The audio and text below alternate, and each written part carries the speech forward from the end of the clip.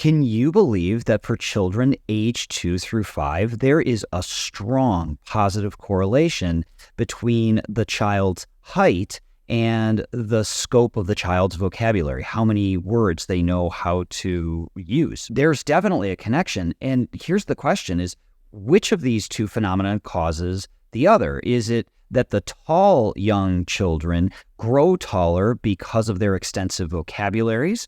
Or is it instead that the children with the larger vocabularies somehow grow to be taller? We can imagine an explanation in either direction.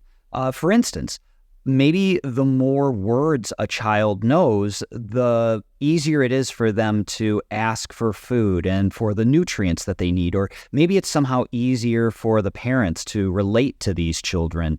And so because they're getting more food, better food, they grow taller. We could also imagine a different kind of hypothesis or scenario. The children that are just naturally taller move around more. And because they move around more, they're exposed to more experiences, more ideas. And with those ideas and experiences, more words. And so they build their vocabularies faster. So which of these two hypotheses is correct? Neither.